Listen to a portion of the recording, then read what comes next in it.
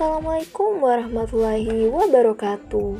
Kembali lagi bersama saya, Sulasria Najesa Pondan, mahasiswa pendidikan guru sekolah dasar, Fakultas Ilmu Pendidikan Universitas Negeri Gorontalo. Ini merupakan video ketujuh saya dalam pemenuhan tugas dari mata kuliah pengembangan bahan pembelajaran yang diampu oleh Bapak Dr. Rustam I. Hustain, SPD, MPD, dalam mata kuliah pengembangan bahan pembelajaran. Dalam video ini, saya akan membahas pengembangan bahan pembelajaran menggunakan bahan pembelajaran video. Oke, langsung saja kita masuk pada pembahasannya. Jadi pembahasan yang pertama yaitu pengertian media pembelajaran video. Video pembelajaran adalah media untuk mentransfer pengetahuan dan dapat digunakan sebagai bagian dari proses belajar, lebih interaktif dan lebih spesifik dari sebuah buku atau saat perkuliahan. Tutorial berusaha untuk mengajar dengan contoh dan memberikan informasi untuk menyelesaikan tugas tertentu.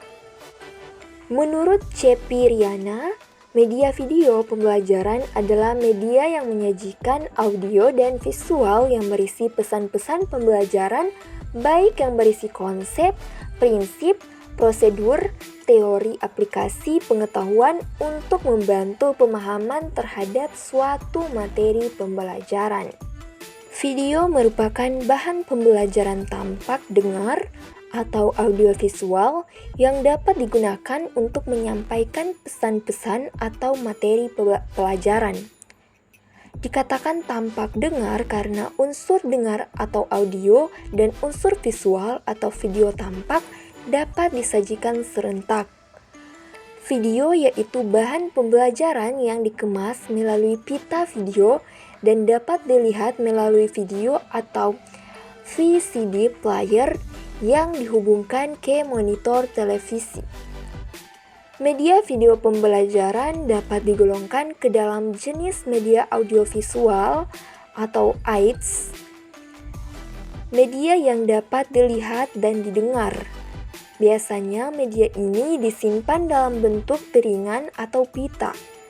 Media VCD adalah media dengan sistem penyimpanan dan perekam video di mana signal audiovisual direkam pada disk plastik bukan pada pita magnetik.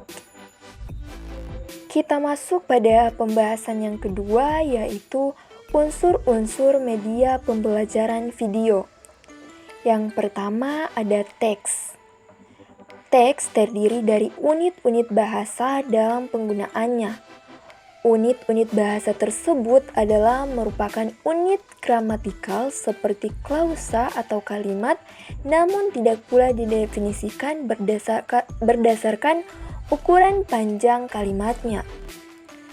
Teks terkadang pula digambarkan sebagai sejenis kalimat yang super, yaitu sebuah unit gramatikal yang lebih panjang daripada sebuah kalimat yang saling berhubungan satu sama lain. Jadi, sebuah teks terdiri dari beberapa kalimat sehingga hal itulah yang membedakannya dengan pengertian kalimat tunggal. Selain itu, sebuah teks dianggap sebagai unit semantik, yaitu unit bahasa yang berhubungan dengan bentuk maknanya. Dengan demikian, teks itu dalam realisasinya berhubungan dengan klausa, yaitu satuan bahasa yang terdiri atas subjek dan predikat, dan apabila diberi intonasi final akan menjadi sebuah kalimat. Yang kedua ada gambar. Gambar dapat meringkas dan menyajikan data kompleks dengan cara yang baru dan lebih berguna. Sering dikatakan bahwa sebuah gambar mampu menyampaikan 1000 kata, tapi itu hanya berlaku ketika kita bisa menampilkan gambar yang diinginkan saat kita memerlukannya. Gambar juga bisa berfungsi sebagai ikon yang bisa dipadu dengan teks, menunjukkan berbagai opsi yang bisa dipilih, atau gambar bisa muncul full screen menggantikan teks. tapi memiliki bagian-bagian tertentu yang berfungsi sebagai pemicu yang bisa diklik akan menampilkan objek atau event multimedia lain. Yang ketiga ada suara. Pengertian suara atau audio menurut Suyanto adalah sesuatu yang disebabkan perubahan tekanan udara yang menjangkau gendang telinga manusia. Audio terdiri dari beberapa jenis, yaitu waveform, audio, format DAT, format MIDI, audio CD, dan MP3. Yang keempat ada animasi. Pemakaian animasi dalam komputer telah dimulai dengan ditemukannya software komputer yang dapat digunakan dalam berbagai keperluan seperti melakukan ilustrasi di komputer, serta membuat perubahan antara gambar satu ke gambar berikutnya sehingga dapat terbentuk satu gabungan yang utuh. Pembahasan selanjutnya yaitu karakteristik media pembelajaran video. Menurut C. Piriana, untuk menghasilkan video pembelajaran yang mampu meningkatkan motivasi dan efektivitas penggunanya, maka pengembangan video pembelajaran harus memperhatikan karakteristik dan kriterianya. Karakteristik video pembelajaran yaitu ada clarity of message atau kejelasan pesan. Dengan media video, siswa dapat memahami pesan pembelajaran secara lebih bermakna dan informasi dapat diterima secara utuh, sehingga dengan sendirinya informasi akan tersimpan dalam memori jangka panjang dan bersifat retensi. Yang kedua, ada stand alone atau berdiri sendiri. Video yang dikembangkan tidak bergantung pada bahan ajar lain atau tidak harus digunakan bersama-sama dengan bahan ajar lain. Yang ketiga ada user-friendly atau bersahabat. Media video menggunakan bahasa yang sederhana, mudah dimengerti, dan menggunakan bahasa yang umum.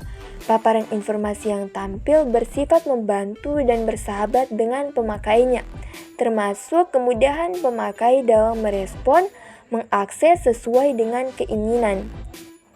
Selanjutnya ada representasi isi. Materi harus benar-benar representatif, misalnya materi simulasi atau demonstrasi. Pada dasarnya, materi pelajaran baik sosial maupun sains dapat dibuat menjadi media video. Kemudian ada visualisasi dengan media. Materi dikemas secara multimedia, terdapat di dalamnya teks, animasi, sound, dan video sesuai tuntutan materi. Materi-materi yang digunakan bersifat aplikatif, berproses, sulit terjangkau, berbahaya apabila langsung dipraktikkan, memiliki tingkat keakurasian tinggi.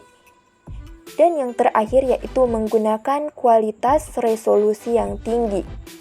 Tampilan berupa grafis media video dibuat dengan teknologi rekayasa digital dengan resolusi tinggi, tetapi support untuk setiap speech sistem komputer.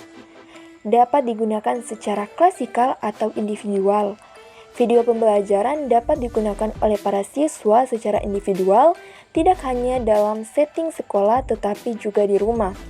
Dapat pula digunakan secara klasikal dengan jumlah siswa maksimal 50 orang, bisa dapat dipandu oleh guru atau cukup mendengarkan uraian narasi dari narator yang telah tersedia dalam program.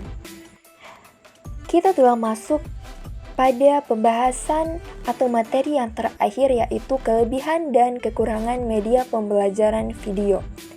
Kelebihan media video pembelajaran diantaranya yaitu mengatasi jarak dan waktu.